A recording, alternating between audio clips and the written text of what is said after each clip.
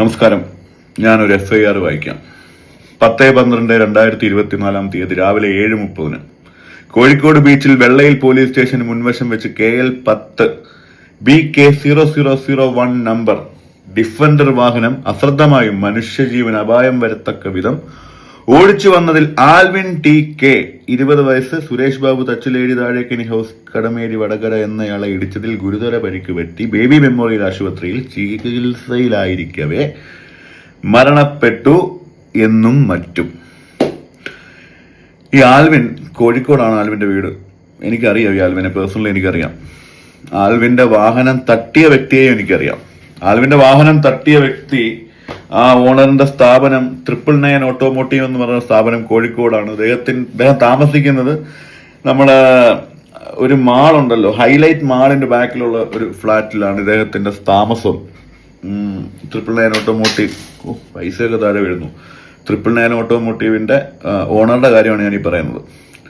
അപ്പൊ എന്തായാലും നമുക്ക് ഈ ഒരു കേസുമായി ബന്ധപ്പെട്ട് വാർത്ത നോക്കാം.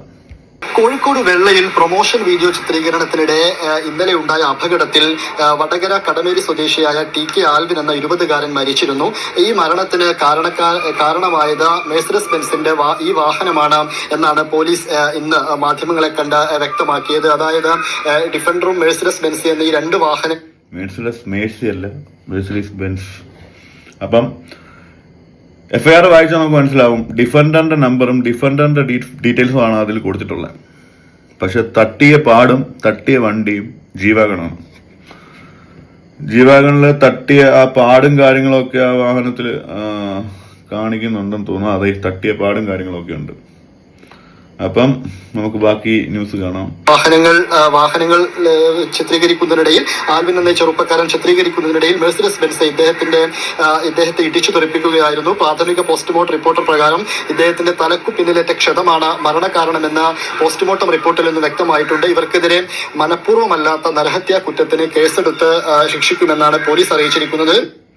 മനഃപൂർവ്വമല്ലാത്ത നരഹത്യാ കുറ്റം, അതായത് ആക്സിഡന്റുകളിൽ സാധാരണമായി പോലീസിൽ ഇങ്ങനെയാണ് ഇത് ചെയ്യാറുള്ളത്. അതായത് നമ്മൾ അറിവില്ലായ്മ കൊണ്ട് പറ്റിപ്പോകുന്ന അപകടങ്ങൾ. അപ്പം ഇതിൽ പറ്റിപ്പോയ സംഭവം എന്ന് വെച്ച് കഴിഞ്ഞാൽ പോലീസ് ആദ്യം കൊടുത്ത പ്രാഥമിക റിപ്പോർട്ടില് ഡിഫൻഡർ ആക്സിഡന്റ് ആയി എന്നാണ് FIR കൊടുത്തിട്ടുള്ളത്. പക്ഷേ വ്യക്തമായ പാടും കാര്യങ്ങളും ഇതിനകത്ത് ന്യൂസ് നന്നായിട്ട് ഇടപെട്ടിട്ടുണ്ട്. കാരണം ഈ 999 ഓട്ടോമോട്ടീവിന്റെ ഓണർ അത്യാവശ്യം നല്ല ഫണ്ടിങ് ഉള്ള ഒരു വ്യക്തിയാണ്. അപ്പം എന്തായാലും പയ്യൻ മരണപ്പെട്ടു.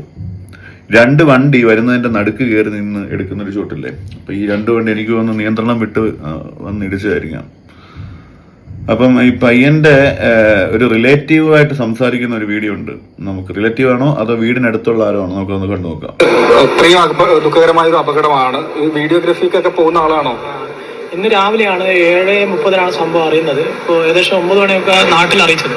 അങ്ങനെയാണ് അച്ഛനും അമ്മയും ഞങ്ങൾ ബേബി മെമ്മോറിയൽ ഹോസ്പിറ്റലിൽ എത്തിയത്. അതിനിടയിൽ കോഴിക്കോട് ഈ വീഡിയോ പ്രൊമോഷൻ, അതായത് ഈ കമ്പനികളുടെ പ്രൊമോഷന് വേണ്ടിയിട്ട് ഒരു വീഡിയോ തയ്യാറ്. അപ്പോൾ അതിന് വേണ്ടി ആ സമയത്താണ് കോഴിക്കോടൊരു കമ്പനി അത് ചെയ്യുന്ന സമയത്താണ് ഈ സംഭവം നടക്കുന്നത്. ആൽവിന്റെ സുഹൃത്തുക്കളെല്ലാം ഈ കമ്പനി 999 ഓട്ടോമോട്ടീവ് എന്ന് പറഞ്ഞ സ്ഥാപനത്തിന്റെ ഷൂട്ടായിരിക്കാം. നിങ്ങൾക്ക് ആ പേജിൽ ആ ഒരു വീഡിയോസും കാര്യങ്ങളൊന്നും ഇല്ല ഇൻസ്റ്റാഗ്രാമിൽ അവരുടെ പേജിൽ. പിന്നെ ഈ ഓണറിന്റെ അക്കൗണ്ടിൽ കയറി നോക്കി ഡിഫൻഡർ കാണാൻ പറ്റും. അല്ലല്ല, ഇതൊരു കമ്പനിയുടെ ആൾക്കാരാണ് ഇത് ചെയ്യുന്നത്.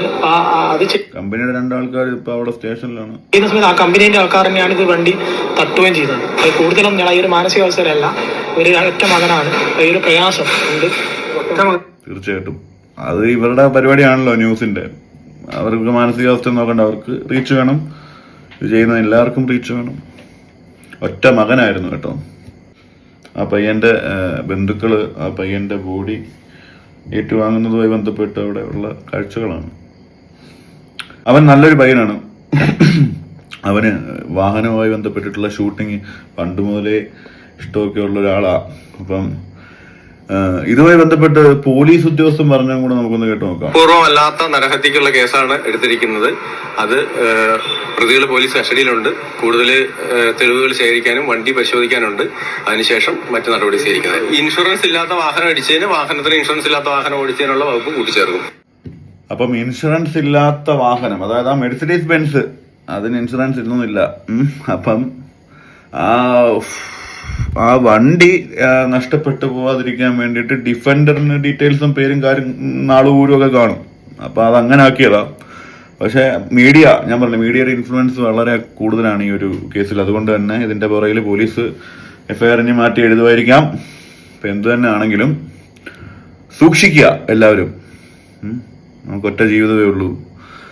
ഈ ഓണർമാരുടെ രണ്ടുപേരുടെ ഡ്രൈവിംഗ് ലൈസൻസ് റദ്ദാക്കാനുള്ള പരിപാടി മോട്ടോർ വെഹിക്കിൾ ഡിപ്പാർട്ട്മെന്റ് ചെയ്തിട്ടുണ്ടെന്നാണ് നമുക്ക് കിട്ടിയ റിപ്പോർട്ട്. അപ്പോൾ കേരള ജനക്കൂട്ടം വെക്കിയത്ത് അത്ര വലിയ സന്തോഷമൊന്നുമില്ല ഒരു മരണത്തിന്റെ കാര്യം പറയുമ്പം. ഇനി ഈ പയ്യന്റെ കാര്യവുമായി ബന്ധപ്പെട്ട് എല്ലാ ചാനലുകാരും കുറച്ച് ദിവസം ഇനി അവന്റെ വീട്ടുകാർ, അതായിരിക്കും ഇനി അവർക്കുള്ള കണ്ടന്റ്. ഞാൻ ഈ ഒറ്റ വീഡിയോട് കൂടി തീർക്കുവാണ്. തെറ്റ് ചെയ്തിട്ടുണ്ടെങ്കിൽ അതിനുള്ള ഇത് ദൈവം കൊടുക്കുമെന്നുള്ള വിശ്വാസത്തോടു കൂടി കേരള ജനക്കൂട്ടം വിക്കി ടോക്ക് വരാം.